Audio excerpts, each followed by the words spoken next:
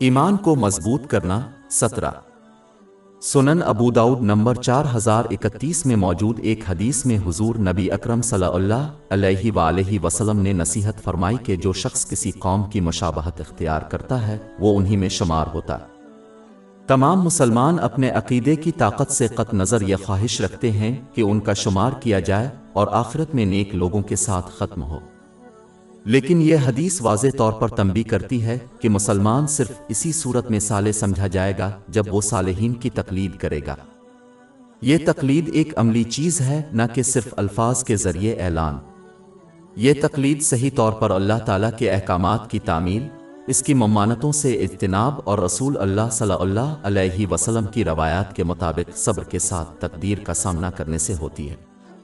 اس سے وہ اس بات کو یقینی بنائے گا کہ وہ ان نعمتوں کا استعمال کریں جو انہیں عطا کی گئی ہیں ان طریقوں سے جو اللہ تعالیٰ کو خوش کرتے ہیں۔ باب 29 العنکبوت آیت 9۔ اور جو لوگ ایمان لائے اور نیک عمل کرتے رہے ہم انہیں ضرور نیک لوگوں میں داخل کریں گے، لیکن جو لوگ زبانی طور پر صالحین سے اپنی محبت کا اظہار کرتے ہیں اور ان کی نقل کرنے میں ناکام رہتے ہیں اور ان خصوصیات کی نقل کرتے ہیں جو منافقوں اور گنہگاروں میں پائی جاتی ہیں انہیں ان میں سے ایک سمجھا جائے گا۔ اس کا مطلب یہ نہیں ہے کہ وہ اپنا ایمان کھو دیں گے، بلکہ اس کا مطلب یہ ہے کہ ان کو نافرمان مسلمان سمجھا جائے گا۔ ایک نافرمان مسلمان کو فرمانبردار مسلمان کیسے شمار کیا جا سکتا ہے اور نیک لوگوں پر کیسے ختم ہو سکتا ہے؟ یہ صرف خواہش مندانہ سوچ ہے جس کی اسلام میں کوئی قدر نہیں۔ باب 40 غافر آیت 58۔ اور اندھا اور بینا برابر نہیں، اور نہ ایمان لانے والے اور نیک عمل کرنے والے اور فاسق برابر نہیں ہیں، تم بہت کم یاد رکھتے ہو۔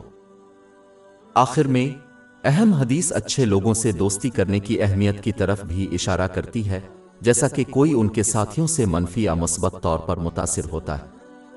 سنن ابو داؤد نمبر 4833 میں ایک حدیث میں اس کی نصیحت کی گئی ہے۔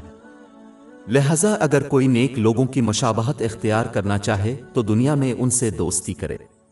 یہ صحبت اور مشابہت نیک لوگوں کے لیے محبت میں اضافہ کرے گی۔